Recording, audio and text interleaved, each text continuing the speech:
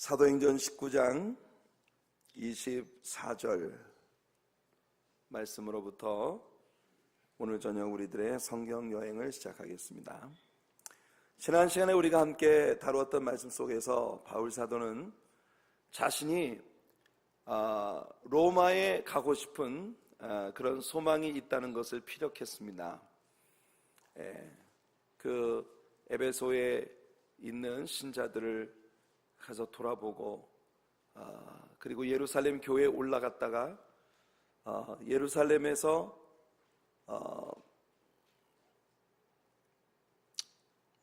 하나님의 말씀을 증거하고 난 후에 로마에도 가겠다고 하는 그런 마음을 가지고 있었는데요.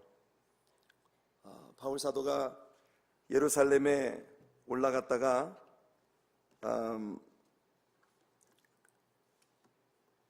오순절에 맞춰서 예루살렘에 올라갔다가 예루살렘에서 예수님의 복음을 유대인들에게 증거하고 난 다음 로마로 가긴 갔습니다만 바울이 계획했던 것과는 완전히 다른 방식으로 로마로 가게 된 것을 우리가 이야기했습니다. 나중에 우리가 말씀 속에서 직접 공부를 하게 될 거고요. 그래서 이제 여기 에베소에서의 이 바울 사도의 사역의 나머지 부분들을 우리가 같이 다루어 가겠습니다. 여기에 은장색이라고 하는 말은 영어 성경에 보면 silversmith. 여러분 스미스가 뭔지 아시죠? 스미스라고 하는 것은 옛날에 그 대장장이 같은 사람들이 스미스입니다. 뭐 주물 같은 것을 이렇게 해서 어떤 물건을 만들어내는 그런 것을 하는 사람들이 스미스예요. 그래서 silversmith라고 하는 건 은을 가지고 이제 불에다 녹여서 어떤 주상을 만드는 그런 일을 하는 사람인데, 이 데메드리오라고 하는 인물에 대해 24절이 이렇게 이야기하고 있습니다. 같이 읽어볼게요. 24절입니다. 시작.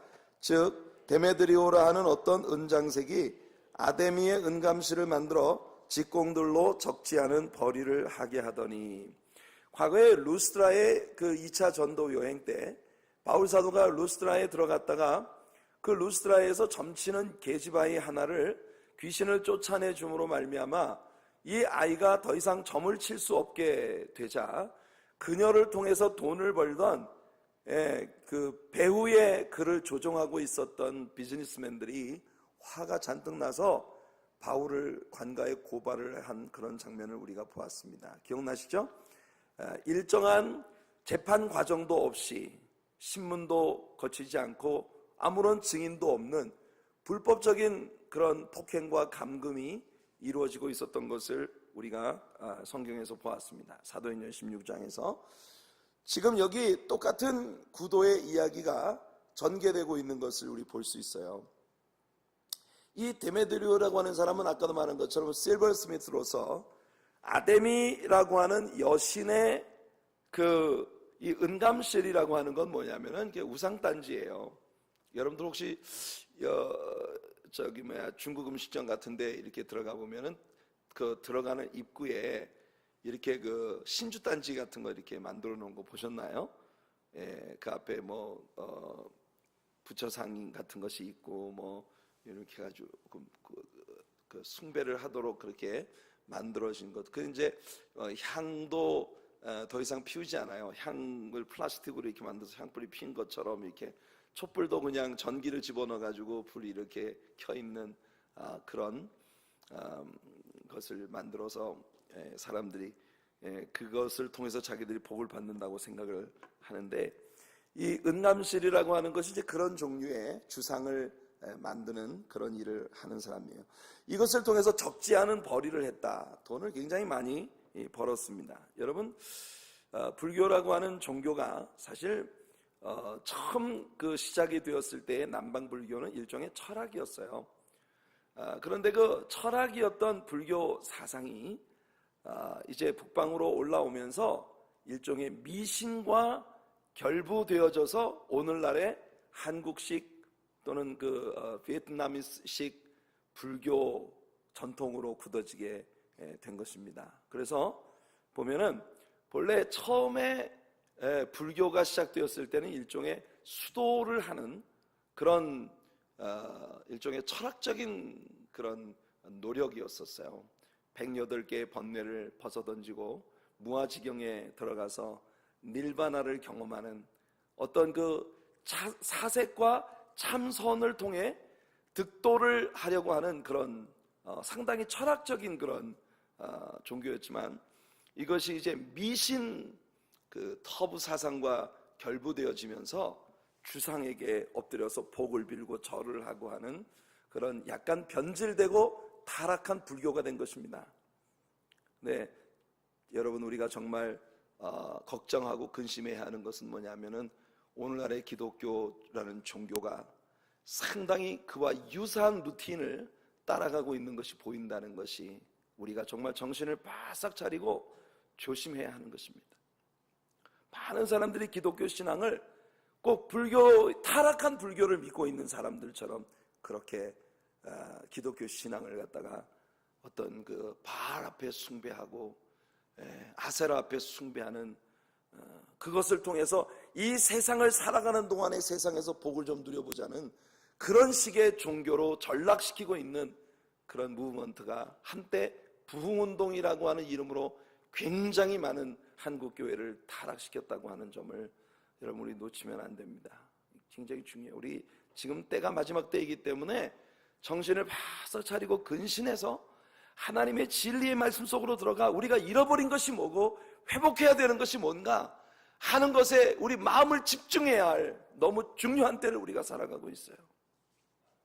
믿습니까, 여러분? 정말 우리들에게 깨어남이 필요하고 각성이 필요합니다. 왜 오늘날의 목회자들은 이렇게 욕심이 많은 것일까요? 왜 오늘날의 목회자들은 이렇게 자신이 가르치는 성도들과 물질을 놓고 힘겨루기를 하는 정말 이상한 성직자로 전락해버린 것일까요? 그리고 그들을 통해서 신앙을 배운 신자들이 끝없이 추구하는 것이 기독교 신앙이 아닌 그가 없는 오직 탐욕과 욕심으로만 들어찬 그런 종교인으로 살아가게 되는 것일까요? 이것이 성경이 가르치는 바는 아니지 않습니까? 분명히 우리 이번 주간에도 바울 사도가 이 땅에서의 삶이 정말 자신이 경험하고 자신이 목격했던 하나님의 나라의 영광과 견주어 볼 때 너무나 초라하고 어줍지 않고 어설퍼서 이것을 벗어던지고 하나님의 나라로 가는 것이 당장이라도 하고 싶은 것이라고 하는 그런 기대를 가지고 있었던 믿음을 우린 배웠지 않습니까? 그래서 내가 정말 어느 쪽을 가릴는지 모르겠다. 세상이 좋아서가 아니라 세상에 살아있는 동안에는 주님께서 내게 주신 그 기름 부으심과 사명을 감당하는 것이 너무 행복해서 조금 더 그 일을 하고 싶은데, 내가 깨닫고 알고 있고 목격한 하나님의 나라는 그 가치가 너무나 탁월해서 어줍지 않은 인간의 언어로 묘사하는 것 자체가 죄가 될 것 같은 그런 강박관념을 가질 정도의 아름답고 영광스러운 저 영원한 하나님의 나라에 대한 감격 때문에 신속히 내 몸을 벗어던지고 저곳으로 가고 싶은 그런 열망을 견딜 수 없는, 그래서 나의 달려갈 길과 주 예수께 받은 사명 곧 하나님의 은혜의 복음 증가하는 일을 마치려면 나의 생명을 조금 더 귀한 것으로 여기지 않는다고 그렇게 선포하면서 죽음이 기다리고 있다는, 결박과 환란이 기다리고 있다는 그 엄청난 길을 향해서 질주할 수 있었던 하나님의 사람의 그 질주 본능, 그런 야성을 왜 오늘날의 기독교인들에게서는 찾아볼 수 없는 것일까요? 왜 그렇게 예배를 드릴 때마다 세상에서 지닌 엄청난 피곤에 짓눌려 예배 자리에 나와 있으면서도 견딜 수 없는 그 피곤함 때문에 예배에 대한 감격을 전혀 느끼지 못하는 채 그렇게 예배 시간을 보내다가 그냥 돌아가게 되는 것일까요? 하나님을 예배하는 스릴이, 주님을 찬양하는 감격이 하나님께 기도하는 살아계신 하나님의 귀에 대고 나의 사랑을 속삭인다는 그런 사랑의 스릴은 도대체 어디로 간 것일까요? 기독교 신자로서 우리가 추구하고 있는 것이 성경적이지 아니한 다른 곳으로 방향이 틀려버렸기 때문이에요. 근본적인 시작이. 그래서 여러분, 바울 사도가 자신의 유대인들 동족들을 위해서 기도할 때 뭐라고 합니까? 우리 동족들이 열심은 있는데 지식을 쫓은 열심이 아니다. 얼마나 무서운 말입니까? 열심으로 말하면 세계적입니다. 세계적. 유대인보다 열심히 있는 사람이, 종교적 열심을 가진 사람은 어디 있겠어요? 근데 문제는 뭐냐면 하나님의 진리의 말씀의 지식에 입각한 신앙이 아니고 그냥 흘러내려오는 전통과 형식으로 굳어져 버린 율법주의적인 열심만 꽉 들어차 있기 때문에 하나님 마음을 그다지 아프게 하면서도, 우리 하나님의 마음을 그렇게 힘들게 만들면서도 자기들은 하나님을 세상에서 제일 잘 믿는 사람인 것처럼 착각을 하고 달려가고 있는 것이에요.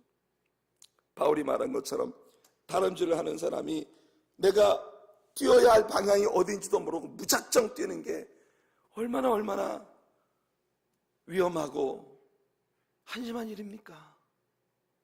기독교 신자로 살아간다는 것은 우리 하나님의 뜻을 이루는 일이에요.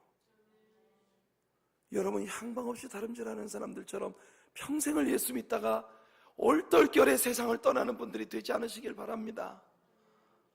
살아있는 동안에, 내 코로 호흡할 수 있는 동안에 참이 무엇이고 거짓이 무엇인지, 진리가 무엇이고 비진리가 무엇인지, 무엇을 잡아야 하고 무엇을 놓아야 하는지를 명백하게 배우고 깨닫고 아는 우리가 되어서 그런 모든 것들을 올바른 방향을 향해서 다름질하는 그런 올바른 경주자로 살아갈 수 있는 그런 삶의 은혜가 있기를 바라요. 그렇게 말도 안 되는 우상을 만들어서 그 우상을 숭배함으로써 사람들이 복을 받게 될 것이라는 기대를 갖게 만들었던 이 거짓 종교 비즈니스. 종로에 한번 나가보세요. 서울의 종로에 가면 3가에서부터 5가까지가 전부 만물상, 무슨 불상 만드는 그런 그 가게들이에요. 불상에다가 막 금을 입혀가지고 막 너무너무 막 아주 어마어마하게 비싼 가격에 팔리는 그런 신상들을 만들어가지고 파는 사람. 부자들은요, 그 불상을 절에만 있는, 사찰에만 내리는 그런 불상을 자기 집 안방에다가 또 갖다 놓은 거예요. 그게 자기들에게 복을 줄 거라고 기대하는 거예요. 두꺼비, 금두꺼비. 여러분 그런 거 아시잖아요.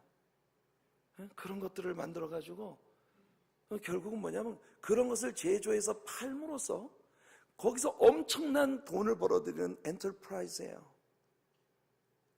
종교 엔터프라이즈. 그게 데메드리오라는 사람이 하는 일이에요. 이 아데미라고 하는 신은 헬라의 여신으로서 라틴식 이름은 다이애나, 바벨론식 이름은 에슈타로트. 그러니까 여러분 구약 성경에 나왔던 이 우상들의 이름들이 서로 다 결부되어 있다는 사실을 우리는 알게 됩니다.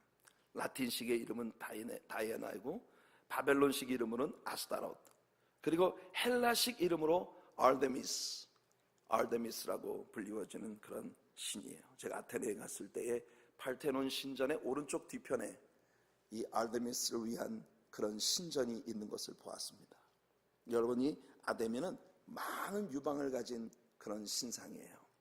사람들은 아기가 태어나서 수개월 동안 어머니의 가슴에서 나오는 저주로 양육을 받는 것을 보고 여성의 유방을 생명의 원천이 되는 신으로 숭배하기 시작한 것이에요. 이 에베소의 이 다이애나를 위한 신전이 고대 사회의 7대 불가사의 중에 하나인 것입니다. 고대 사회의 7대 불가사의 중에 하나예요. 이 아데미를 위한 이 신전이 길이가 400피트, 넓이가 220피트, 높이가 60피트나 되는 그런 규모로 이 집은 135개의 어마어마한 대리석 기둥들로 떠받치고 있는 그런 정말 대단한 사이즈의 신전이었죠.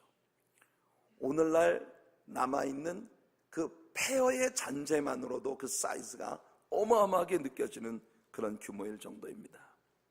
바로 이 에베소라고 하는 도시가 이 다이애나 혹은 아데미 숭배의 본거지였습니다.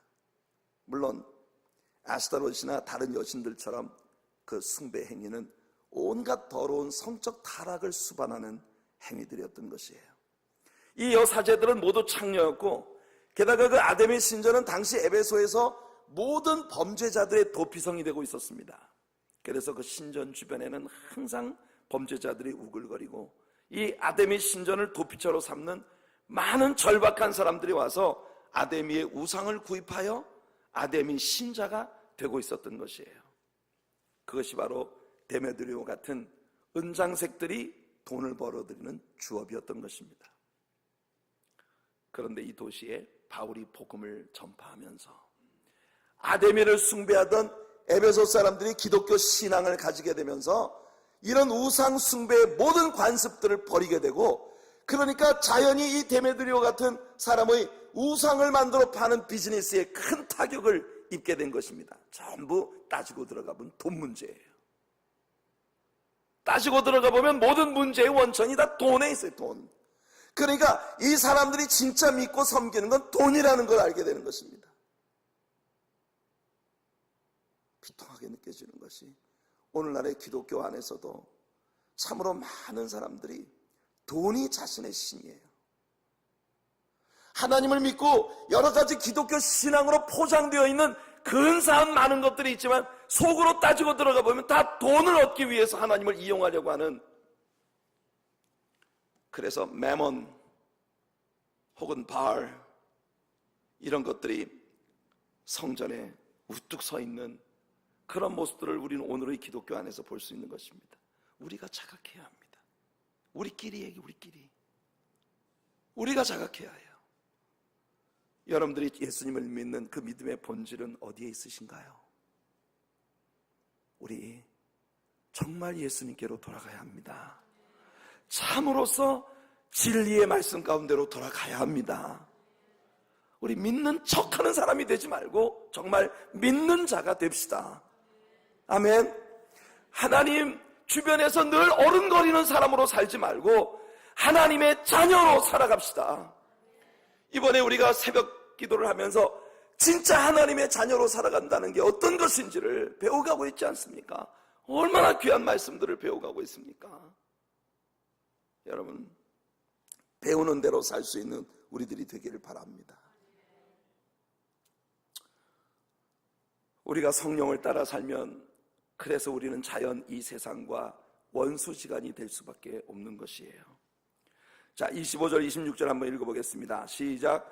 그가 그 직공들과 이러한 영업하는 자들을 모아 이르되 여러분도 알거니와 우리의 유족한 생활이 이 업에 있는데 이 바울이 에베소뿐 아니라 거의 아시아 전부를 통하여 허다한 사람을 권유하여 말하되 사람의 손으로 만든 것들은 신이 아니라 하니 이는 그대들도 보고 들은 것이라.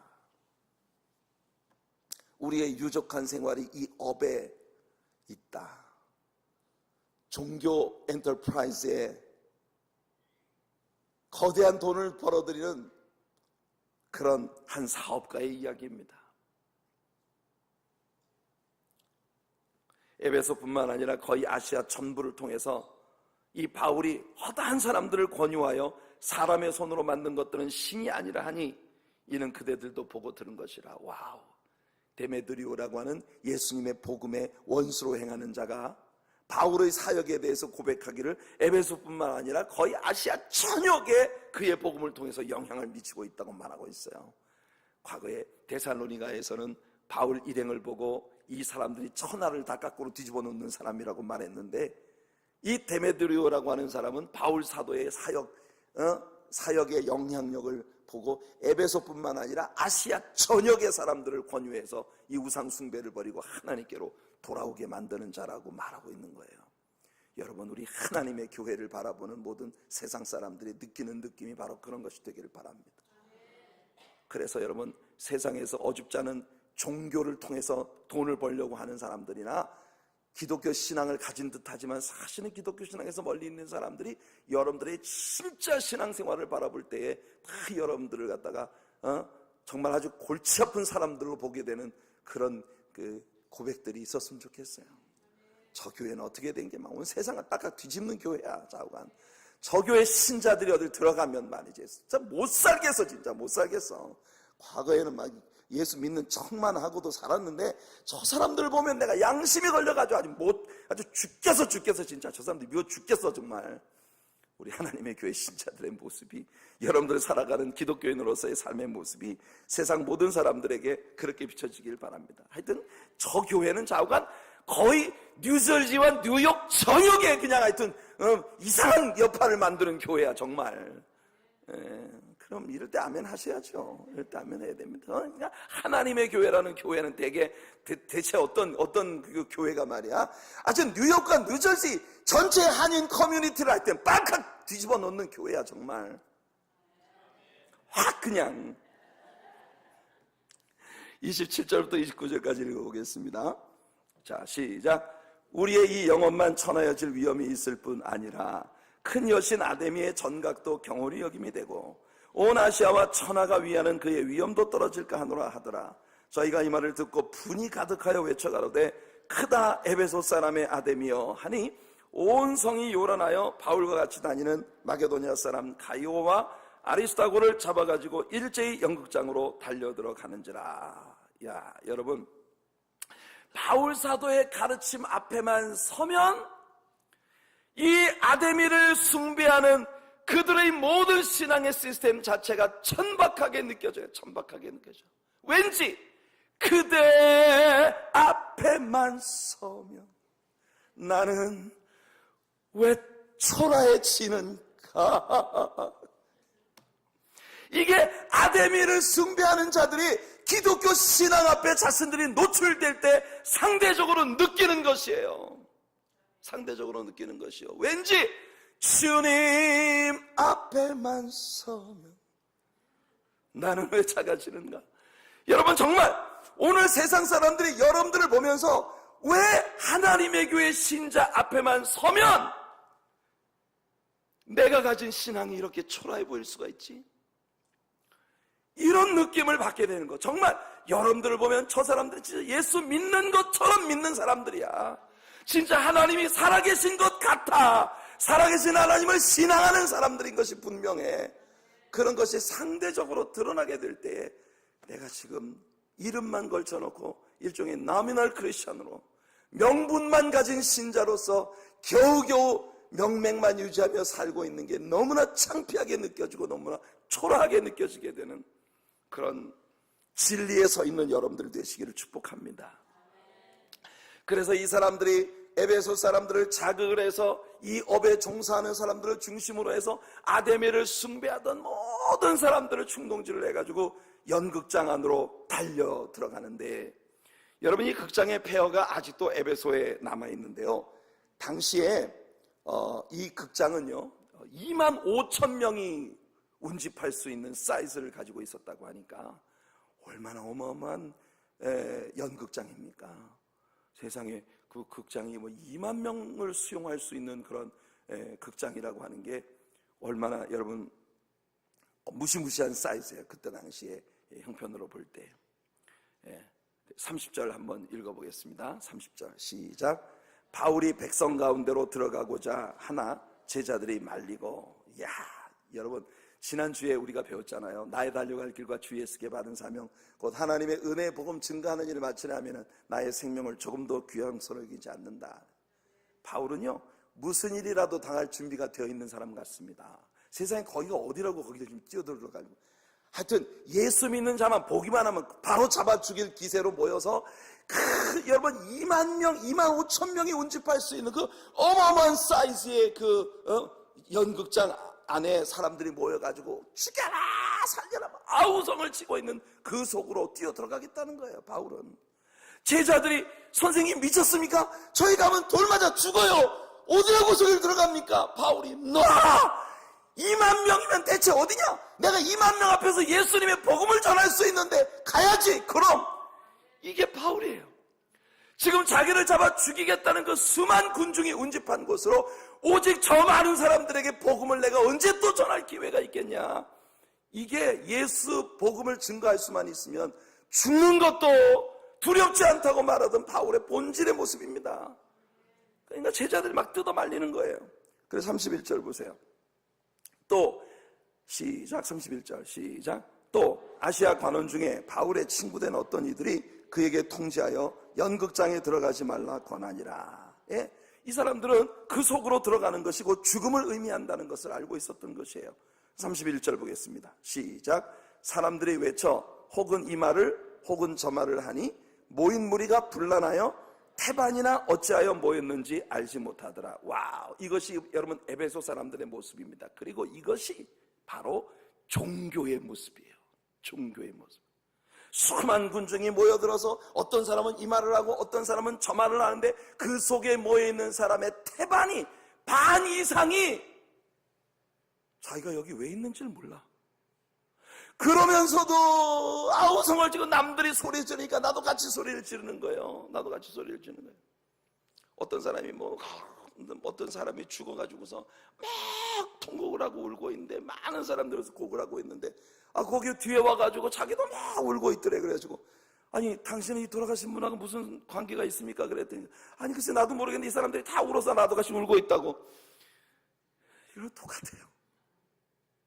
뭐 때문에 우는지 몰라. 그냥 괜히 구성진 이야기하면 눈물 찔끔찔끔 나고 그걸 은혜 받았다고 생각을 하는 거예요. 내가 뭘 믿는지 몰라요.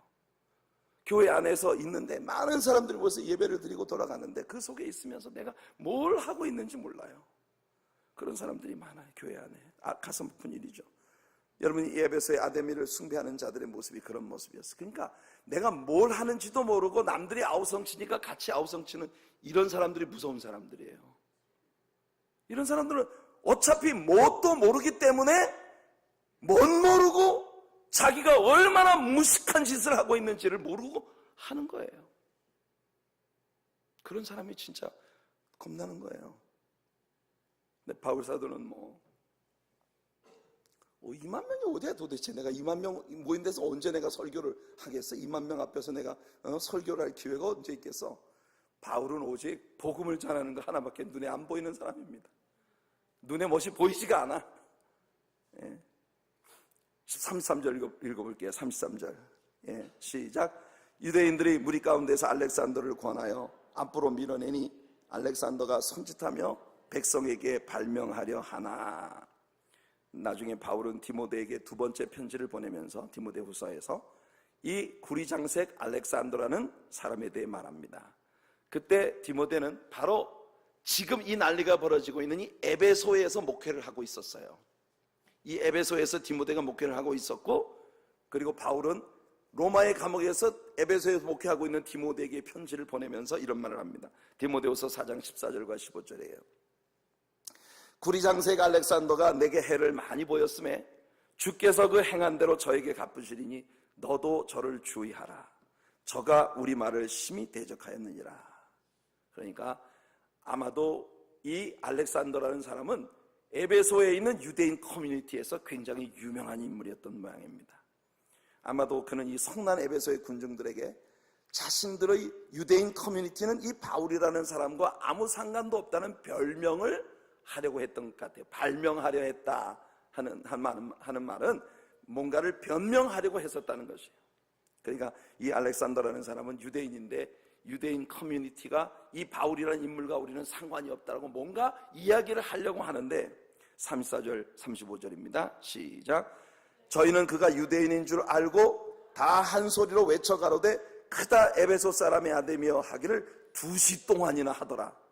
서기장이 무리를 안돈시키고 이르되 에베소 사람들아, 에베소 성이 큰 아데미와 및 스스에게서 내려온 우상의 전각지기가 된 줄을 누가 알지 못하겠느냐. 도대체 거기에 자신들이 왜 있는지도 모른 채 2시간 이상이나 소리 지르고 있는 이 무리들을 보세요. 얼마나 바보 같은 짓입니까? 그들은 그들 스스로를 아데미 여신과 제우스 신에게서 내려온 우상들의 전각지기라고 그렇게 묘사하고 있습니다. 자, 36절 37절입니다. 시작. 이 일이 그렇지 않다 할 수 없으니 너희가 가만히 있어서 무엇이든지 경솔이 아니하여야 하리라. 전각의 물건을 도적질하지도 아니하였고 우리 여신을 회방하지도 아니한 이 사람들을 너희가 잡아왔으니. 이 서기장이 에베소에 광분하는 사람들을 향해서 이 사람들은 전각 물건을 도적질한 사람들도 아니고 우리 여신을 회방하지도 아니한 사람들이다. 이렇게 바울 일행을 위해서 변명을 하고 있는 모습을 우리가 볼 수 있습니다. 자, 여러분들 이 구절이 오늘 복음을 가지고 이 세상을 살아가야 할 우리들에게 아주 중요한 교훈 하나를 제공합니다. 그게 뭐냐 하면 예수님의 복음을 가지고 세상에 접근할 때에 세상은 예수님의 복음과 반대로 살지만 우리는 폭력이나 어떤 힘을 가지고 복음의 반대편에 서 있는 사람들을 정복하려고 해서는 안 된다는 거예요. 바울 일행은 그들의 삶에서 한 번도 자기들의 복음을 역행하는 자들을 공격적으로 이겨먹으려고 한 적이 없다는 거예요.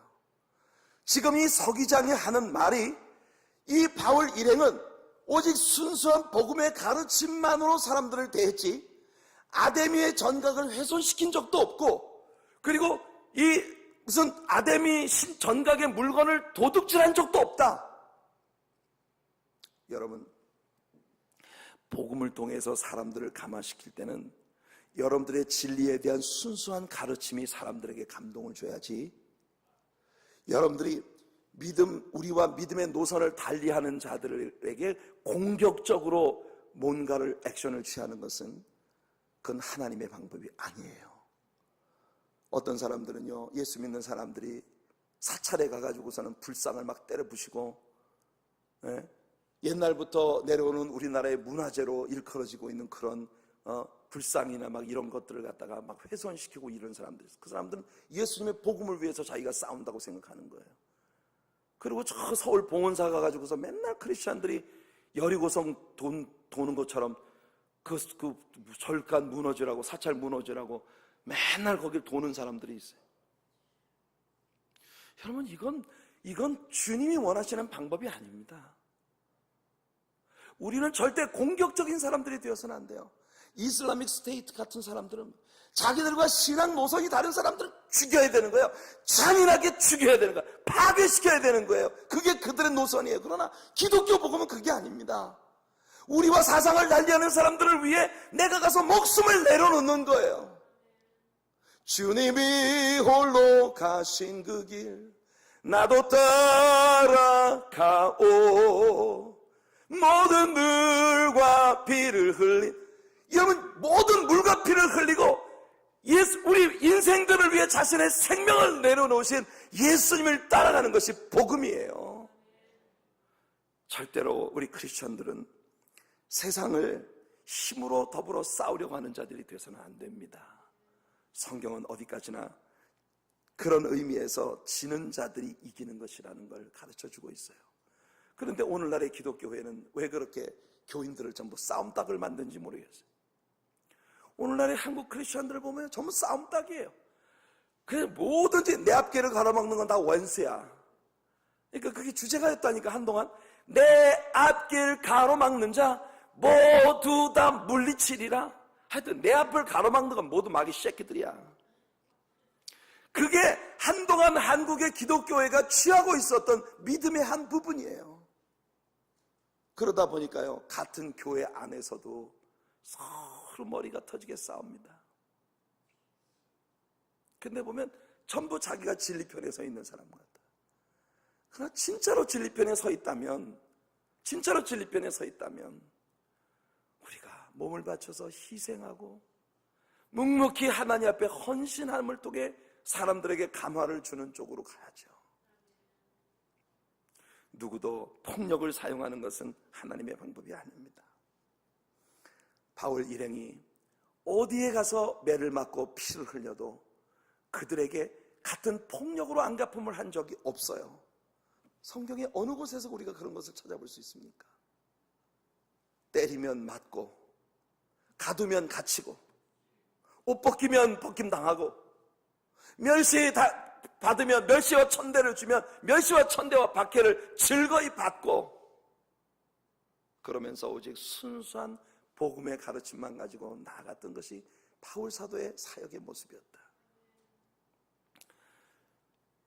바울은 사람들에게 아데미 여신을 욕되게 하는 어떤 행위를 하도록 가르친 적이 없어요. 저도 여러분들에게 그런 식으로 가르치지 않습니다. 여러분들 길을 지나가다가 불교와 연관된 어떤 그런 것을 보면 여러분들이 그거를 막 공격적으로 막 예수 이름으로 무너져라 막 이렇게 여러분들이 하실 필요가 없어요.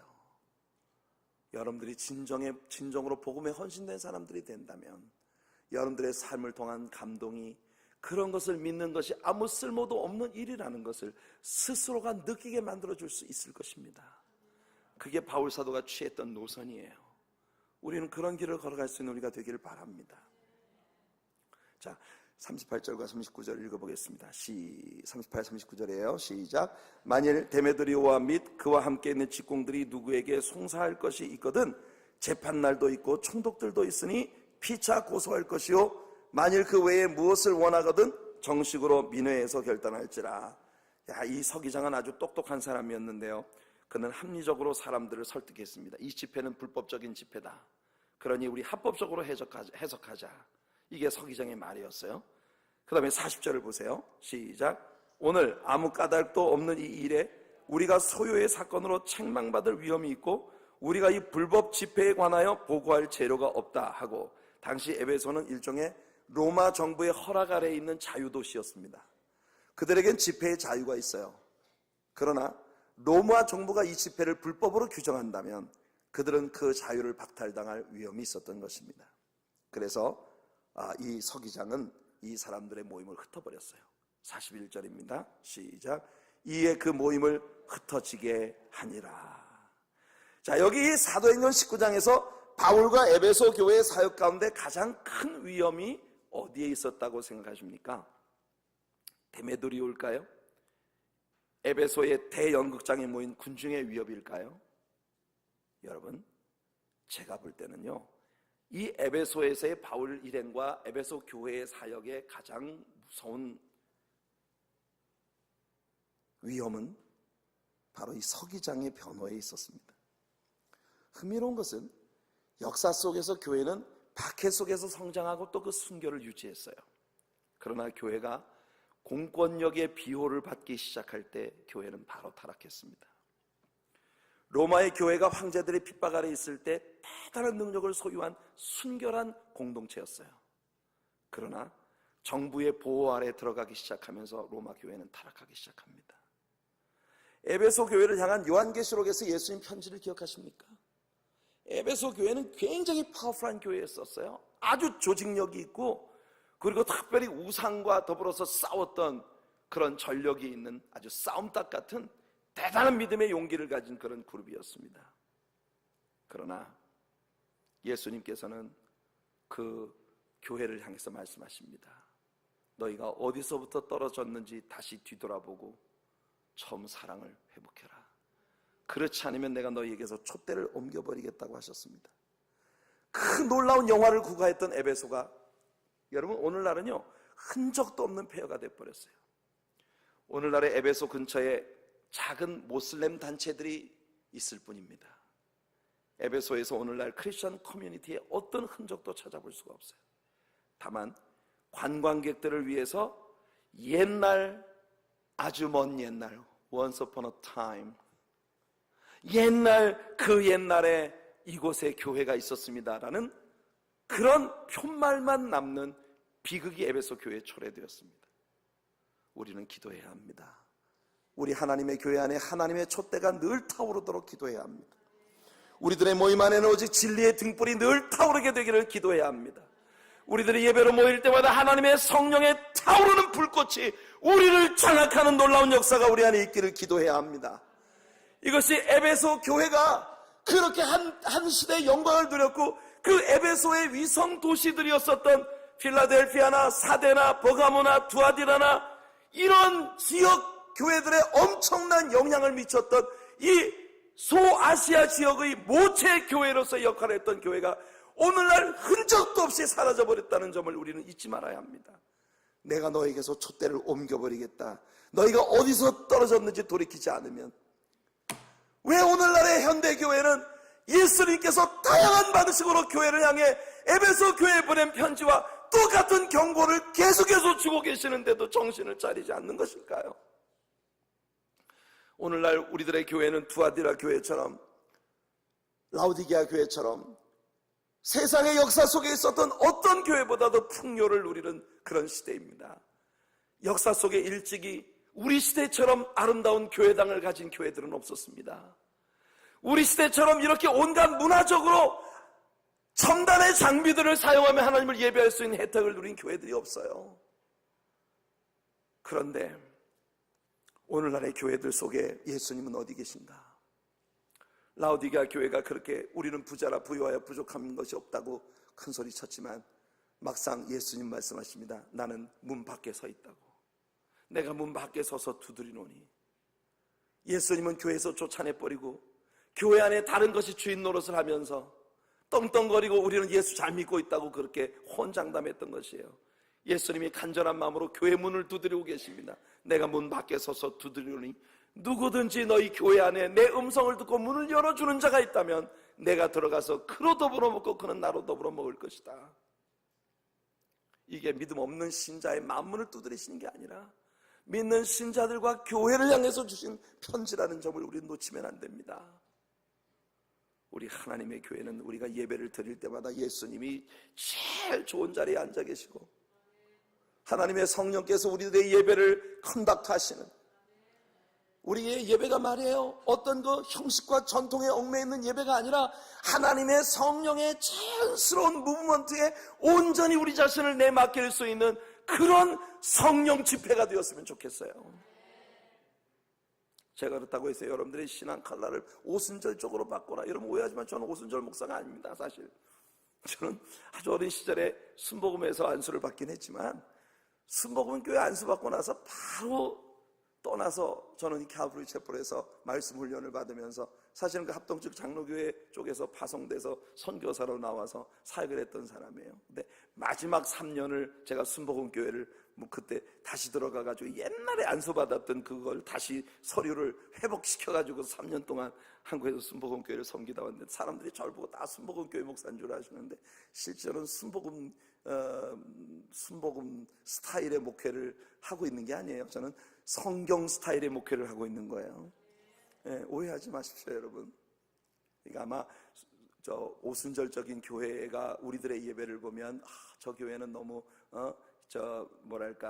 장로교회 냄새가 너무 많이 나 이럴 거야 아마. 그래 전통적인 장로교회 신앙생활 하시던 분이 우리 교회에 오시면 이 교회는 순복음 교회 같아 이럴 거고, 우리는 건강한 밸런스를 이루는 교회가 되었으면 좋겠어요. 아멘. 자, 1절 읽어보겠습니다. 소동이 그친 후 바울은 마케도니아 지방으로 떠나갑니다. 자, 1절 시작. 소요가 그침에 바울이 제자들을 불러 권한 후에 작별하고 떠나 마케도니아로 가니라. 바울은 이 에베소의 소동이 자신으로 말미암아 일어난 것이기 때문에 그곳 사람들에게 평화를 주기 위해 그 도시를 떠나기로 결정한 것입니다. 그래서 그는 마케도니아, 즉 빌립보와 데살로니가가 있는, 그리고 베레아가 있었던 그 마케도니아 지방으로 돌아가는 것입니다. 2절 3절입니다. 시작. 그 지경으로 다녀가며 여러 말로 제자들에게 권하고 헬라에 이르러 거기 석 달을 있다가 배 타고 수리아로 가고자 할 그때에 유대인들이 자기를 해하려고 공모함으로 마게도냐로 다녀 돌아가기를 작정하니. 그러니까 여기 1절과 2절 사이에 적어도 1년 이상이 소요되었을 것으로 보입니다. 그러므로 우리는 사실상 바울의 세계와 사역에 대해 모르는 부분이 굉장히 많아요. 누가가 기록하지 않은 그런 역사에서 미싱된 많은 부분들이 남아 있습니다. 우리는 사도행전에서 바울의 생애 전부를 알고 있는 게 아니에요. 자, 어떻든 바울은 오순절 명절에 맞추어서 예루살렘에 올라갈 계획을 가지고 있었기 때문에 해로로 배를 타고 빨리 자신의 홈처치가 있었던 수리아의 안디옥으로 가려고 했었던 것이에요. 이때는 대단히 많은 유대인들이 지중해를 항해할 시기입니다. 왜냐하면 유대인 성인 남자들은 의무적으로 1년에 3차례 명절 중 3대 명절 중 최소한 한 번은 예루살렘을 방문해야 했어요. 사실 6월절이 있었던 4월은 지중해 태풍의 위험이 굉장히 많은 시즌입니다. 그리고 10월 달에 있는 장막절은 농사를 짓는 사람이나 상업을 하는 사람들이 굉장히 바쁜 시즌이에요. 1년에 그 모든 농산물의 어떤 그 생산품들을 싣고 이곳저곳으로 무역을 다녀야 하는, 사업을 하는 사람이나 농사를 짓는 모든 사람들에게 공이 일 때문에 굉장히 바쁜 시즌이에요. 그래서 1년에 3차례의 명절 중에 한 번은 반드시 예루살렘을 방문해야 한다면 가장 많은 사람이 모이게 되는 시즌이 바로 오순절 명절이에요. 바울은 가장 많은 사람들이 예루살렘에 몰려드는 그 오순절에 맞춰 예루살렘에 올라가서 예루살렘에서 예수님의 복음을 전해야 되겠다고 생각하고 있는 것이에요. 유대인들이 바울이 이때 항해를 할 것으로 미리 알고 바울을 죽이기로 결정합니다. 게다가 바울은 지금 이방인 교회들로부터 얻은 많은 헌금을 가지고 여행을 하고 있어요. 지금처럼 무슨 시큐리티 가드들이 돈을 옮겨주고 뭐 이런 시스템이 아니잖아요. 그때는 캐시를 그냥 보따리 안에 싸가지고 그걸 들고 여행을 다녀야 되는 거예요. 그러니까 여러분 산적이나 뭐 이런 것을 만날 때 얼마나 그것이 위험할 수 있는 일이겠습니까? 바울이 지금 그런 여행을 하고 있는데, 그래서 질러갈 수 있는 해로를 따라서 배를 타고 가는 게 바울에겐 가장 빠른 길이었는데, 바닷길을 바울을 죽이려는 자들이 지키고 있다고 하는 것을 알고 해로를 포기하고 해안선을 따라 다시 마케도니아 지방을 돌아서 가기로 결정을 한 것이에요. 자, 이때 바울은 몇몇 사람과 함께 동행하고 있었는데요. 4절을 읽어보겠습니다. 시작. 아시아까지 함께 가는 자는 베레아 사람 부로의 아들 소바더와 데살로니가 사람 아리스타고와 세군도와 더베 사람 가이오와 및 디모데와 아시아 사람 두기고와 드로비모라. 자, 먼저 이 소바더라고 하는 인물은 어떤 사람인지 우리가 전혀 알 길이 없어요. 성경에서 오직 이곳에만 나오는 그런 인물입니다. 그래서 우리는 그가 이곳에 기록된 대로 베레아 사람이고 또는 부로라는 사람의 아들이라는 것밖에는 아는 것이 없어요. 그 다음에 아리스타고라는 사람은 바울의 인사말 가운데 몇 차례 등장하는 인물입니다. 그러므로 그는 바울과 아주 친숙했던 인물로 보여요. 우선 그는 데살로니가로부터 바울을 따라오기 시작한 모양인데, 여러분이 에베소의 연극장에서의 폭동 때에 바울 대신 사람들에게 극장 안으로 잡혀갔던 인물이기도 합니다. 여기 다시 등장하는 것 보니까 그 연극장 안에서 무사히 빠져나오긴 한 모양이에요. 이 사람은 나중에 사도행전 27장에서 바울이 로마로 호송되어 갈 때 함께 동행했고, 바울의 골로새서와 빌레몬서의 문안에 함께 등장을 하고 있는 것을 봅니다. 특별히 그는 바울이 고난받았던 모든 때에 그의 곁에 함께 있어 주었던 아주 좋은 인물 같습니다. 제게 있어서 여러분들이 꼭 그런 분들이 되시길 바랍니다. 바울에게 아리스타고처럼 말이에요, 하나님의 사역을 감당하기 위한 순수한 고민과 아픔 가운데 있을 때 여러분들이 제 곁에 항상 함께 해줄 수 있는 그런 우리 성도님들이 되시기를 간절히 바랍니다. 아멘. 그 다음에 나오는 이 세군도라고 하는 인물 역시 이곳밖에는 나오지 않는 인물이기 때문에 이 사람에 대한 인포메이션을 우리는 별로 갖고 있잖아요. 그 다음에 나오는 더베의 가이오는 누군지 잘 알 수 없습니다. 고린도 사람 가이오도 있고 또 다른 가이오도 있고 성경에 한 3사람의 가이오가 나오고 있는데요. 이 가이오는 어떤 사람인지 잘 모르겠습니다. 그 다음 디모데는 여러분이 잘 아시죠? 이 디모데 역시 위에 나온 가이오처럼 더베 출신이에요. 그 다음에 나오는 두기고라는 인물은 에베소로부터 온 사람인데요. 나중에 바울이 로마의 감옥에 있을 때에 두기고는 바울의 편지를 계속 날라주는 그런 역할을 했었습니다. 전령 역할을 했던 인물이죠. 에베소서와 골로새서를 이 사람이 배달을 했습니다. 그 다음은 아시아에서 온 드로비모가 함께 했습니다. 다음 장에 보면 이 드로비모라는 사람이 바울과 함께 예루살렘 성내에 있는 것을 유대인들이 보고 무작정 바울이 이방인을 성전에 데리고 들어왔다고 모함을 퍼뜨려서 결국 바울이 유대인들의 폭동에 휘말리게 되는 단초가 되는데, 결국 로마로 호송이 되어가게 되는 요인이 된 그런 사람이죠. 나중에 디모데후서 4장을 보면 이 드로비모라는 사람은 병들어서 바울이 그를 밀레도에 두고 왔다는 이야기가 나오는 것을 봅니다. 자, 5절을 읽겠습니다. 시작. 그들은 먼저 가서 드로아에서 우리를 기다리더라.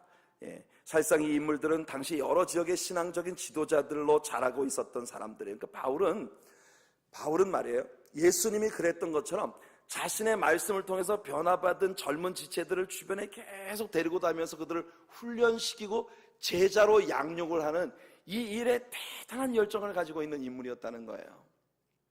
나중에 여러분들 바울 서신들을 공부해 보면 바울이 그 서신서들마다 개인적으로 한 사람 한 사람의 이름을 직접 거명하며 그들에게 문안하고 그들에게 영적인 권고를 하고 있는 그런 아름다운 모습들을 우리 볼 수 있습니다. 바울은 굉장히 바쁜 인물이었고 엄청나게 큰 규모의 사역을 했던 사람이지만, 그러면서도 하나님께서 자신에게 붙여주신 믿음 안에서의 후배들에게 굉장히 따뜻하게 조언 주고 격려하고 그들을 도와서 좋은 하나님의 종이 되게 만들어주는 개인적인 애정을 참 많이 가진 그런 인물이었다는 거예요. 저는 척 스미스 목사님이라는 분을 가까이서 이렇게 뵈면서 참 감동을 해요. 그 척 스미스 목사님 교회에 목회자들이 수십 명입니다. 그래서 저희들이 한국 목사로서 그 교회 안에 딱 2명 한국 목사가 있는데, 그때는 제가 나이도 30대 초반이니까 참 좋은 나이였죠. 그때 우리 앤디가 초등학생이었고 아주 어린 나이였을 때예요. 우리가 조그마한 한쪽 구석에서 우리끼리 뭘 하고 있으면 청 목사님이 저 멀리서 지나가다가 골프카르트를 타고, 이 교회 파킹랏이 얼마나 큰지 그 파킹랏을 골프카르트를 타고 다니면서 저 청 목사님이 쓰레기를 주우러 다니세요. 막 다니시다가 우리를 보면 저 멀리에서 막 헤이! 이러고 손을 흔들고 늘 가까이 있으면 와서 한 번씩 껴안아주고, 요즘 어떻게 지내냐, 우리 주님과 좋은 사귐을 계속 사귀어가고 있느냐, 이런 것들을 옆에서 친근하게 물어주시고, 그러니까 정말 너무 좋은 개인적인 스승이에요. 그렇게 큰 일을 하시는 분이 한 사람 한 사람의 그의 제자들을 대하는 그분의 모습을 보면 정말 너무 따뜻한, 그래서 저도 목회 사역을 하면서 늘 제 곁에서 함께 동역하는 동역자들이나 정말 그 부교역자들이나 이런 분들한테 정말 제가 그분에게서 배운 것처럼 어떤 책을 읽다가 감동적인 구절이 있으면 그것을 카피를 해서 아무 소리 없이 그 사람 방문 밑에다 이렇게 넣어주고 가고, 굉장히 로맨틱한 분이시죠. 당시에 기도를 하다가 뭔가 생각이 나는 게 있으면 메모를 해가지고 그 부교역자 그 방문 밑에다 이렇게 쓱 넣어놓고 가세요. 참 귀한 분이에요. 바울 같은 사람이 바로 그런 인물이었어요. 굉장히 큰 일을 하는 사람이지만 그는 그의 곁에 있는 인물들 한 사람 한 사람을 정말 따뜻한 사람으로 챙겨주는 그런 인물이었죠. 여러분들의 목사도 그런 목사였으면 좋겠습니다. 그렇죠? 그렇게 늘 기도해 주세요. 늘 그렇게 기도해 주시길 바랍니다. 자, 6절을 읽어보겠습니다. 시작. 우리는 무교절 후에 빌립보에서 배로 떠나 닷새만에 드로아에 있는 그들에게 가서 이래를 머무니라. 무교절이라고 하는 것은 6월절 다음에 이어지는 한 주간 동안의 절기인데, 6월절로부터 오순절까지는 50일이니까 한 달 20일밖에 안 되잖아요. 그렇죠? 그러니까 오순절에 맞춰서 예루살렘까지 올라가려고 도보로 여행을 하는 쪽을 선택한 바울에게는 모든 여행길이 굉장히 촉박한 그런 여행길이었어요. 그런데도 드로아에 들어갔을 때 거기서 이래를 머물고 있는 모습을 봅니다. 여기서 갑자기 또 우리는 이라는 주어가 등장했습니다. 다시 위 섹션으로 들어갔어요. 이 말은 사도행전을 기록한 누가가 이때 바울과 함께 여행을 하고 있었다는 걸 우리에게 보여주는 것이겠죠. 자, 이 드로아는 바울이 처음 유럽행을 결정하게 된 곳이에요. 기억나시죠? 드로아에서 기도하고 있을 때 마케도니아 사람의 환상이 보이면서 여기로 건너와 우리를 도와라 해서 마케도니아로 건너갔잖아요. 그렇죠? 그러니까 바울에게는 굉장히 감회가 새로운 지역일 것이에요. 자, 7절 읽겠습니다. 시작. 안식 후 첫날에 우리가 떡을 떼려 하여 모였더니 바울이 이튿날 떠나고자 하여 저희에게 강론할새 말을 밤중까지 계속하매. 자, 이 부분이 굉장히 재미있는 부분이에요. 여러분, wake up!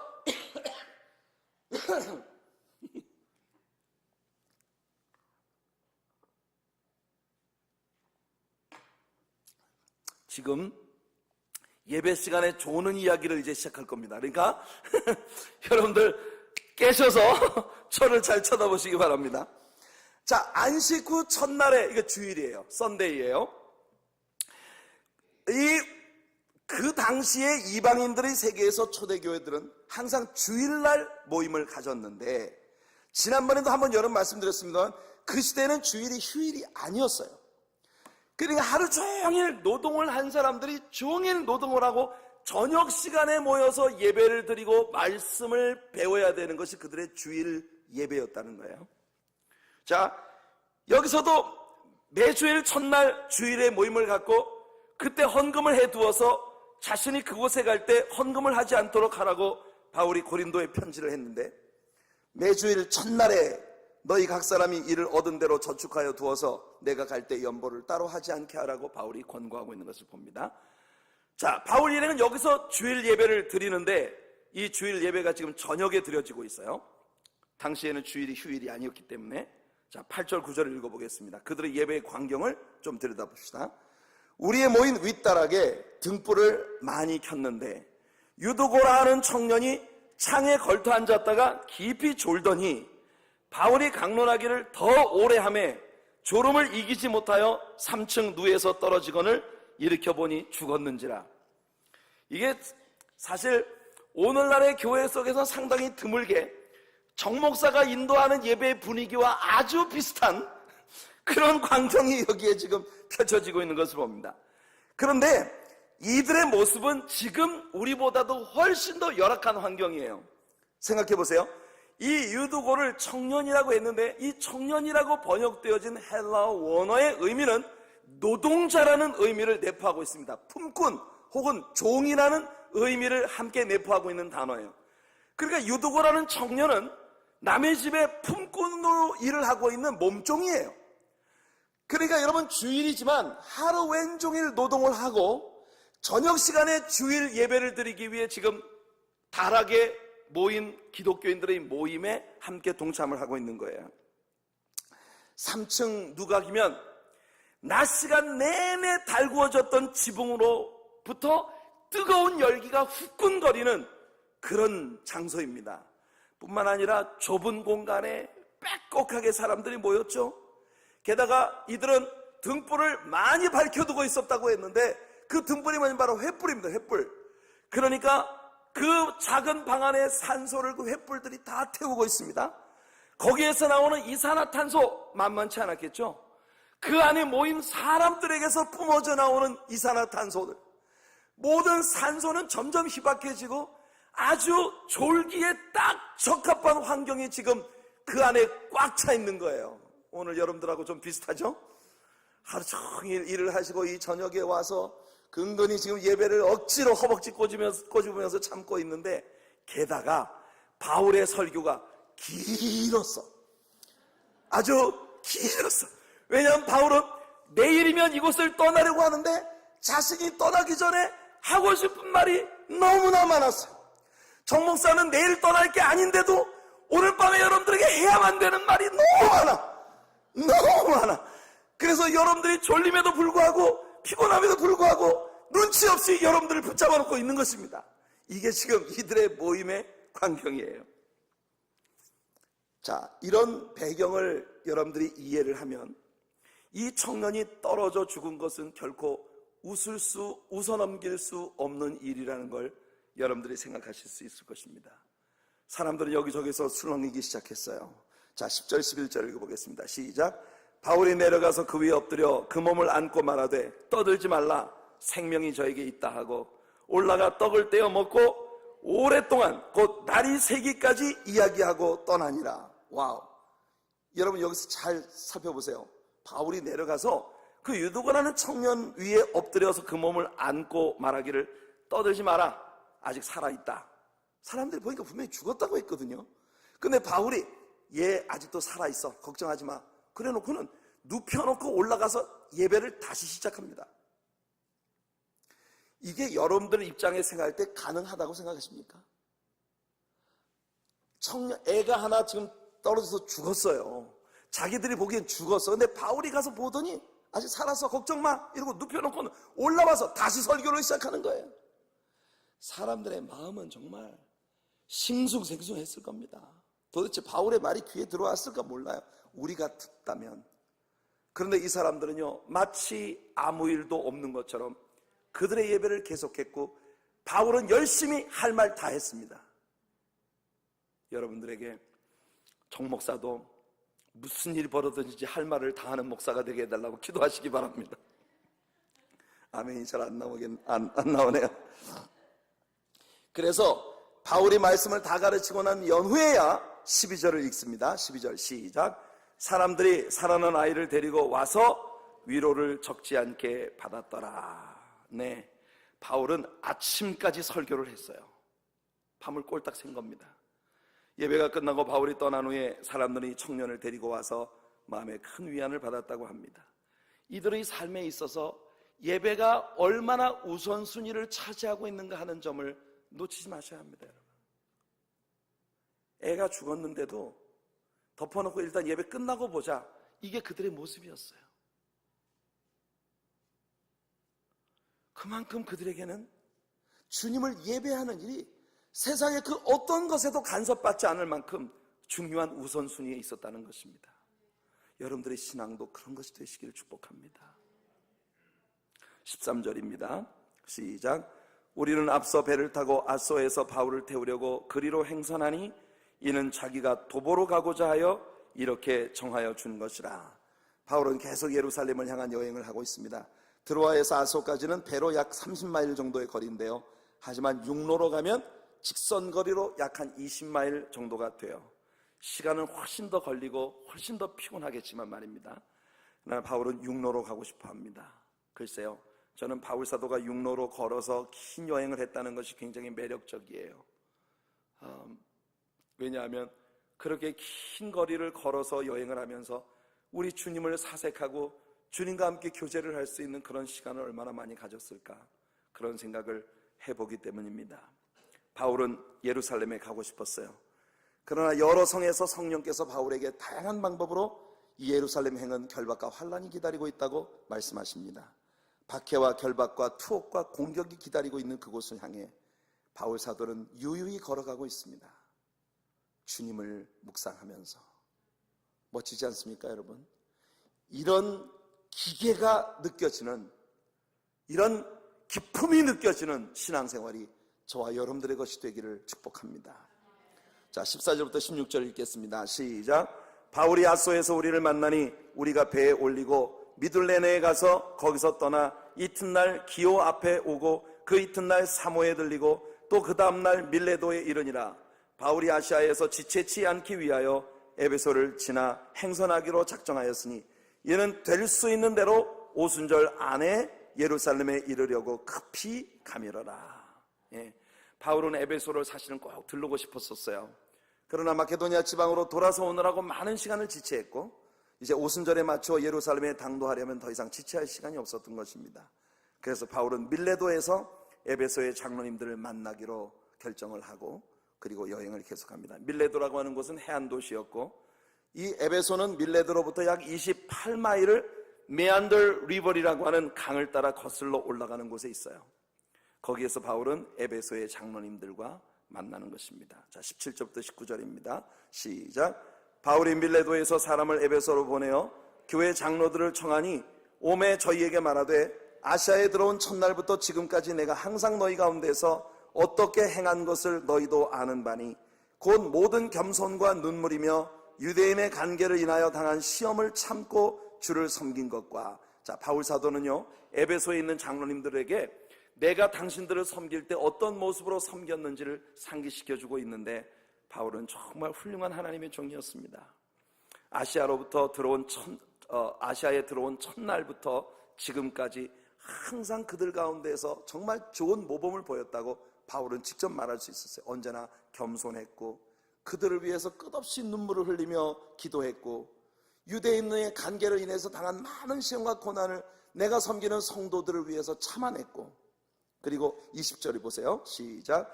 유익한 것은 무엇이든지 공중 앞에서나 각 집에서나 꺼림이 없이 너희에게 전하여 가르치고.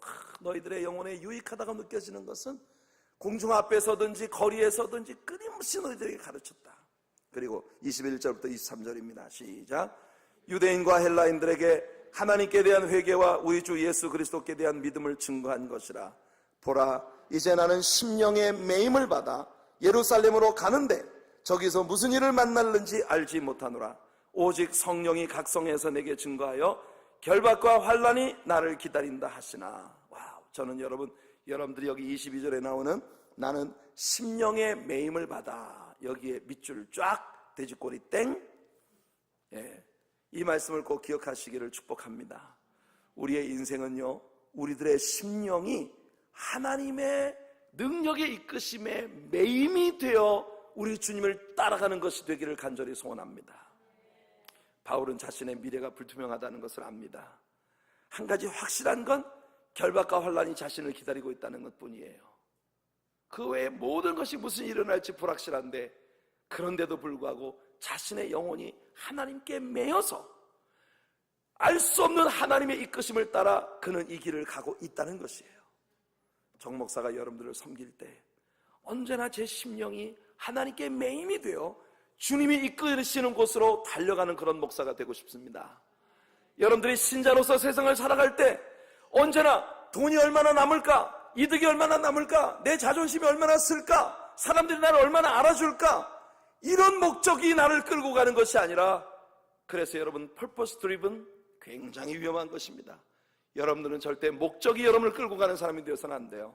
하나님의 성령이 여러분들을 끌고 가는 신자들이 되시기를 축복합니다. 성령이 여러분들을 끌고 가셔야지, 여러분의 설정한 목적이 여러분들을 끌고 가는 건 극히 위험한 일이에요. 기억하시기 바랍니다. 그래서 우리 지난 주일 아침 설교의 본문이 나오죠. 24절입니다. 시작. 나의 달려갈 길과 주 예수께 받은 사명, 곧 하나님의 은혜의 복음 증거하는 일을 마치려 하면은 나의 생명을 조금 더 귀한 것으로 여기지 아니하노라. 바울은 참으로 죽음을 두려워하지 않는 그런 인물이었어요. 빌립보서 1장 19절로 26절의 말씀을 읽어드릴게요. 이것이 너희 간구와 예수 그리스도의 성령의 도우심으로 내 구원에 이르게 할 줄 아는 거로 나의 간절한 기대와 소망을 따라 아무 일에든지 부끄럽지 아니하고 오직 전과 같이 이제도 온전히 담대하여 살든지 죽든지 내 몸에서 그리스도가 존귀히 되게 하려 하나니 이는 내게 사는 것이 그리스도니 죽는 것도 유익함이니라. 그러나 만일 육신으로 사는 이것이 내 일의 열매일진데 무엇을 가리는지 나는 알지 못하노라. 내가 그 두 사이에 끼었으니 떠나서 그리스도와 함께 있을 욕망을 가진 이것이 더욱 좋으나 그러나 내가 육신에 거하는 것이 너희를 위하여 더 유익하리라. 내가 살 것과 너희 믿음의 진보와 기쁨을 위하여 너희 무리와 함께 거할 이것을 확실히 아노니 내가 다시 너희와 같이 있으므로 그리스도 예수 안에서 너희의 자랑이 나를 인하여 풍성하게 하려 함이라. 바울은 이 둘 사이에 끼어 있다고 했습니다. 내가 지금 죽으면 천국으로 가니까 할렐루야고, 하나님이 나를 더 살라고 하면 내가 너희들과 함께 있으면서 너희들에게 더 많은 은혜를 끼쳐주어 너희들로 하여금 나로 인하여 많은 자랑거리가 있게 만들어줄 수 있으니 그것도 할렐루야다. 이렇게 하나 저렇게 하나 나는 다 할렐루야다. 이게 바울 사도의 고백이에요. 이 여러분들의 고백이 되시길 바랍니다. 바울에게 있어서 그의 생의 유일한 이유는 자신에게 주어진 삶의 레이스를 성공적으로 마치는 것과 주어진 사명을 다하는 것뿐이에요. 지난 주일 아침 설교를 여러분들이 상기하시기를 바랍니다. 25절과 26절을 읽겠습니다. 시작. 보라, 내가 너희 중에 왕래하며 하나님 나라를 전파하였으나 지금은 너희가 다 내 얼굴을 다시 보지 못할 줄을 아노라. 그러므로 오늘 너희에게 증거하노니 모든 사람의 피에 대하여 내가 깨끗하니. 와우. 바울에게 있어서 죽음에 대한 두려움이 없는 이유가 또한 이것입니다. 그건 뭐냐면 사도행전 18장에서 고린도의 유대인들이 바울을 회방할 때 너희 피가 너희 머리로 돌아갈지라 라고 바울이 선포했던 것을 우리는 기억합니다. 왜냐하면 바울은 이미 그들에게 복음을 전해야 할 사명, 책임을 다 했기 때문이라는 것이죠. 그러므로 복음을 듣고 어떻게 반응하는지에 대한 책임은 다 너희들의 몫이다. 이게 바울의 생각입니다. 바울은 이방인들에게로 자신이 간다고 하면서 고린도로부터 이방인들을 본격적으로 품는 그런 사역을 시작을 했었는데요. 27절에 보니까 바울이 이렇게 말합니다. 내가 너희들의 피에 대해서 깨끗하다고 자부할 수 있는 이유는 뭐냐 하면 27절 같이 읽을게요. 시작. 이는 내가 꺼리지 않고 하나님의 뜻을 다 너희에게 전하였습니다. 이 구절을 뉴 킹 제임스 버전에서 보게 되면 For I have not shunned to declare to you the whole counsel of God. 와우. 바울은 에베소의 장로님들에게 이렇게 말할 수 있었어요. 내가 너희들에게 the whole counsel of God, 하나님의 모든 뜻을, 하나님의 모든 의중을 너희들에게 전하는 것을 주저하지 않았으므로, 내가 너희들에게 아낌없이 남김없이 다 전했으므로 난 너희들의 피에 대해서 깨끗하다. 이렇게 말할 수 있었어요. 여러분, 제가 성경 여행이라는 프로그램을 통해서 갖는 스릴이 바로 여기에 있습니다. 제가 여러분들을 하나님 말씀을 다 가르치는 목사가 되기를 원해요. 그리고 주님 앞에 갈 때 저도 여러분들에게 그렇게 말할 수 있길 바랍니다. 여러분, 저는 하나님의 홀 카운슬을 여러분들에게 다 가르쳤습니다. 한 사람의 목회자로서 인생을 살면서 자신이 섬겼던 양떼들에게 이런 고백을 할 수 있다는 건 아마 최고의 기쁨일 것이에요. 우리 함께 신앙생활을 하는 동안 마침없이 하나님의 모든 뜻을 꼭 다 가르치고 배우는 우리들의 만남이 되기를 바랍니다. 자, 28절 읽겠습니다. 시작. 너희는 자기를 위하여 또는 온 양떼를 위하여 삼가라. 성령이 저들 가운데 너희로 감독자를 삼고 하나님이 자기 피로 사신 교회를 치게 하셨느니라. 바울은 자기 자신이 에베소 교회 지도자들에게 그렇게 사는 모습을 보여주었기 때문에 자신 있게 그 장로님들에게 그렇게 권할 수 있었어요. 자신을 위해서 또는 온 양떼를 위해서 삼가라. 저는 저와 함께 교회의 리더십을 함께 공유하고 있는 우리 사랑하는 장로님들에게 바울처럼 말하고 싶습니다. 여러분들은 언제나 여러분 하고 싶은 대로 하는 삶을 살으셔서는 안 됩니다. 온 양떼들을 위하여 내가 하고 싶은 대로 살 수 없고 내가 마음에 원하는 것은 이게 아니지만 온 양떼들의 안전과 영적 건강을 위하여 내 자신을 희생시킬 수 있는 그런 사람들로 살 수 있는 우리 모든 리더십들이 되기를 예수님 이름으로 축복해드립니다. 예수님께서 디베랴 바다로 베드로를 찾아오셨을 때 예수님 말씀을 기억하십니까? 예수님은 베드로에게 물으셨습니다. Do you love me? 내가 나를 사랑하느냐? 베드로가 말했어요. 내가 주님을 사랑하는 줄 주께서 아시나이다. 예수님 베드로에게 말씀하십니다. Feed my sheep. 내 양떼들을 먹여라. 그것이 오늘 이 교회의 지도자들로 세움받은 우리들 모두의 몫이에요. 너나 할 것 없이 우리는 교회를 가장 소중히 여겨야 하고 교회에 있는 모든 신자들의 진정한 안전과 축복을 위하여 사는 지도자들이 모두 되기를 예수님 이름으로 축복해드립니다. 그 이유는 뭐냐 하면 29절 30절 읽겠습니다. 29절 30절 시작. 내가 떠난 후에 흉악한 이리가 너희에게 들어와서 그 양떼를 아끼지 아니하며 또한 너희 중에서도 제자들을 끌어 자기를 쫓게 하려고 어그러진 말을 하는 사람들이 일어날 줄을 내가 아노니.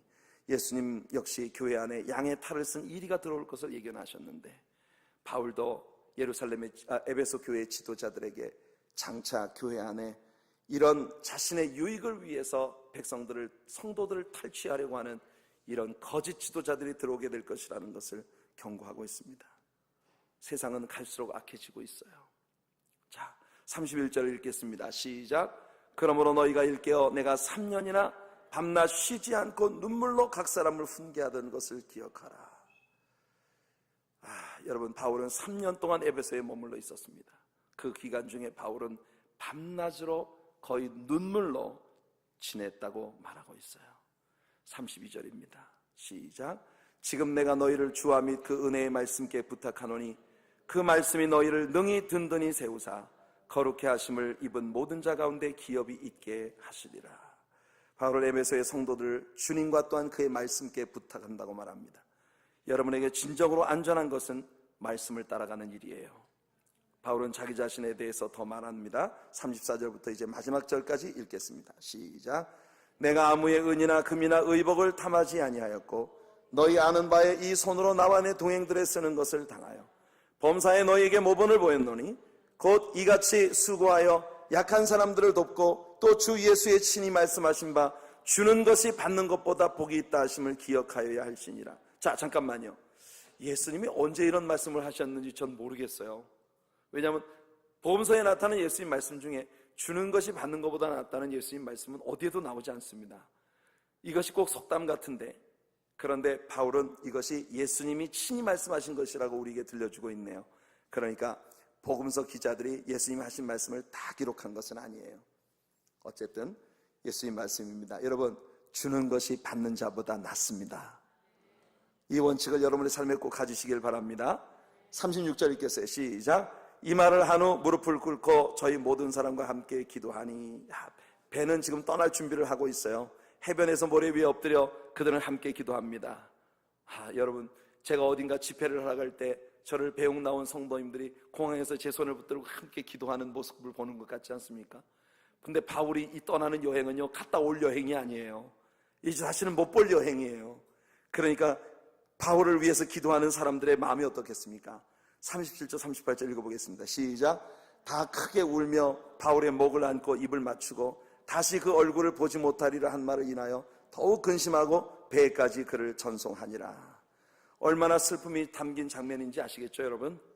자, 우리는 다음 장에서 성령께서 각성해서 바울에게 주셨던 예언의 말씀들이 성취되는 것을 보게 됩니다. 어떤 결박과 환난이 어떻게 바울에게 다가오게 되는지. 와우, 오늘 결국 우리의 성경 여행의 범위를 따라잡았네요. 여러분들은 하나도 감동이 없을지 모르지만 저는 너무 마음이 이제 편안해졌어요. 항상 계속 물려가고 있는 이걸 어떻게 내가 커버할 수 있을까? 오늘 드디어 따라잡았습니다.